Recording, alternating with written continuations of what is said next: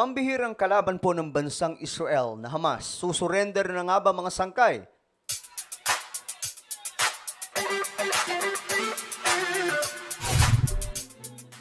So hello, what's up mga sangkay? Muli tayo nagbabalik dito sa ating channel. At ako po muli ito, Sangkay Janjan. Kung ikaw ay isang solid sangkay, mag-comment ka po sa ibaba ng hashtag solid sangkay kasama po ang inyong mga lugar para syempre magkakilala po tayo dito. Sa mga hindi pa po nakakapag-subscribe, click the subscribe down below. Tayo po ay 1.3 million subscribers na. Makikita nyo po yung subscribe button sa ibaba. Pindutin nyo lamang po yan. Tapos i-click nyo yung bell at i-click nyo po yung all. Sa mga nanonood naman po sa Facebook, i-follow nyo po yung ating Facebook page. At eto mga sangkay, tingnan po natin. Ang balita, kasi sabi po dito, open na daw po itong Hamas for another agreements para daw po sa permanenteng ceasefire. Maba, matindi ito mga sangkay. Alam naman po natin na yung pinuno po nila, ipinatumba na po ng Israel. And until now, wala pong namumuno sa kanila. So ngayon, open na daw po sila sa kung anumang agreements para po sa permanenteng kapayapaan na po at pagbaba ng armas. Well, tingnan po natin mga sangkay kasi parang sign of ano na to, senyalis na po na ayaw na nila. And to get us some perspective, we are now being joined by Daniel Rubenstein. He's a current Israeli citizen spokesperson and former advisor to Prime Minister Benjamin Netanyahu. Mr. Rubenstein, thank you so much for joining us here on Beyond. Thank you for having me. Let me start with a little bit of optimism that is left in West Asia.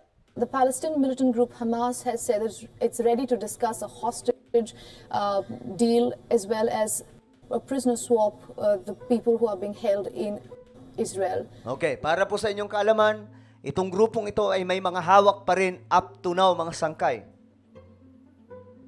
Na iba't ibang mga lahi, hindi lamang po Israeli. Kung kaya't mga sangkay, malaking bagay ito o hakbangin nila kung just in case, talagang magkakaroon po ng agreement. Pag permanente na, ano kaya ang magiging deal dito? Are you optimistic? Well, I'm following the news closely, and I would like to be as optimistic as you are that this war can end with the release of the hostages and that Hamas lays down its arms and that it's no longer in a position to take more hostages in the future. The reason that Hamas took hostages was twofold. One, it wants to demand the release of Palestinian terrorists from Israeli jails, but it also wants the hostages as insurance, meaning any deal that Hamas was going to accept would be a deal that guarantees that Hamas remains in power in Gaza and can prepare more massacres like it carried out on October 7th. So that's why the negotiations haven't led to a conclusion in the past year. There may be a change now, which is that much of Hamas's senior leadership has been killed. Ayun na, kumbaga, kung noon mga sangkay, mayroon pong mga deal na ginagawa sila. Nung time na nandyan pa po yung kanilang mga leader, ngayon kasi mga sangkay, wala na po yung mga leader nila. Sunod-sunod po mga sangkay, mula po sa pinakamababang leader hanggang sa pinakamataas, wala na. So talagang wala na po itong grupong ito, malabo na po talaga mga sangkay, makapag-operate pa. So ngayon, wala po silang choice dito. So ang tanong dito, papaano po sila magkakaroon ng agreement dito sa gobyerno ng Israel? Israel has eliminated them on the battlefield. So the big question right now is one, who exactly is negotiating for Hamas? Are they... Yan ang tanong mga sangkay. Kasi syempre, wala na po silang leader. Wala na eh. So sino ang makikipag-negotiate sa grupong ito? Na wala na pong tumatay yung pinakamataas na opisyal. They're going to be a little bit more willing to compromise than the previous leadership. And also, where are the hostages? How many of them are alive? There's a lot of big questions. And right now, the Israeli negotiators are testing the waters with the Qataris, with the Egyptians to find out exactly what is possible. And I would like to be optimistic that we will get somewhere this time. All right, since you also... Makakalito din talaga mga sangkay, no? Wala na eh. Isipin nyo, sila ang nagsimula. Ngayon, ang nangyari, sila po ang mabubura. Wala na yung mga namumuno, mga sangkay. Kumbaga, wala na. Tapos na. So wala po silang ibang choice dito kundi lumantad na lang, wala nang namumuno sa inyo. Yung kung sino man yung mga hawak ninyo, then ilabas. 'Di ba? Self-claim that most of the leadership of Hamas, as well as Hezbollah, as you also must be knowing, has been eliminated. Why do we see that the IDF's purpose hasn't changed in Gaza? Yes, while Hamas's leadership has been severely damaged, Hamas continues to fight. There are many Hamas fighters in Gaza that continue to wage war against the people of Israel. They are continuing to fight, and Israeli soldiers are continuing to die fighting them. This is Grabe, no? Sige pa rin sila mga sangkay. Wala na pong leader sa kanila, di ba? Pero sige pa rin. Andun pa rin. Nakikipag-anuhan pa rin sa Israel. So karamihan daw po sa mga miyembro nito ay nai-eliminate na.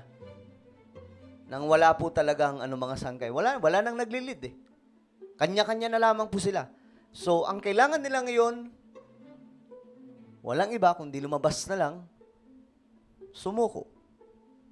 Sa madaling sabi, talo na sila. Grabe ang nangyayari. urban warfare in densely populated areas. This is where Hamas has chosen to fight from. And it's safe to assume that many of the hostages are also held in these densely populated urban areas, which makes the warfare ongoing and continuous until these Hamas fighters in Gaza lay down their arms and release the hostages. Now, Israel has made a promise, an offer. Ito yung pangako ng Israel at may inoffer po sila. Ano kaya ito? The Israeli Prime Minister offered Hamas amnesty. Any Hamas terrorists who are holding Israeli hostages right now can escape with their lives if they release the hostages. So ano yun? Palalayain sila. May amnesty, mga sangkay. Kung pakakawalan nila at isusurrender na po nila ang kanilang mga sarili, mapapalaya sila. Grabe yung deal na yun, ha? After all, no? I would love to see if anywhere abroad they can leave the area with their lives. Perhaps Qatar will be willing to take them, perhaps Turkey, but they can leave, they can remain alive. We just want the hostages to come home. Okay, so ang mangyayari, kailangan lang po nila lumayos na sulupain na yan. So parang hindi na po sila pwede mga sangkay sa Palestine. Bawal na po sila. Kailangan nilang umalis abroad. Sabi po nila kung tatanggapin sila ng Turkey, o iba pang mga bansa like Iran, then okay, makakalaya sila. Yun po yung deal, mga sangkay. Napakasimple ng deal. Kung ibibigay. Kung talagang gugustuhin nila, kung ilalabas po nila yung mga hawak nila, mga sangkay. All right, Mr. Rubinstein, I think you'll agree when I make this assessment that one is recruiting future extremists if one keeps killing innocent people. There were 24 children in the recent Israeli attack on Gaza that we just reported on. Do you really think this war against Hamas, as IDF claims, is going to make Israel safer? Ganda ng tanong. Well, I would like to emphasize the level of extremism that we saw on October 7th. Thousands of Hamas terrorists invaded Israel, massacred 1,200 people, and they were joined by thousands more civilians from Gaza who came in. They were cheered in the streets. The level of extremism was extremely high, and the level of support in Palestinian society for the October 7th massacre was extremely high. So Israel is in a very difficult situation where Hamas continues to fight, continues to call for the destruction of Israel, and continues to hold hostages. So from Israel's perspective, this war cannot end with Hamas still in power and with the hostages still in Hamas terror dungeons. Okay, so sa madaling sabi, hindi pa po ito matatapos. Hanggat hawak pa po nila, mga sangkay, wala na pong leader itong grupong ito. Tapos na talaga. Kumbaga, ito na po yung, ano na nila, matutuldukan na ito eh. Wala nang namumuno, wala nang leader. Then itong grupong ito, mga sangkay, ay open na sa any agreements. Pero, ang kailangan lang daw po nilang gawin, ilabas nila yung mga hawak nila, hindi na sila dadakpin ng Israel, palalayain sila, pero aalis na sila. Kasi syempre, alangan naman magstay ka pa dyan.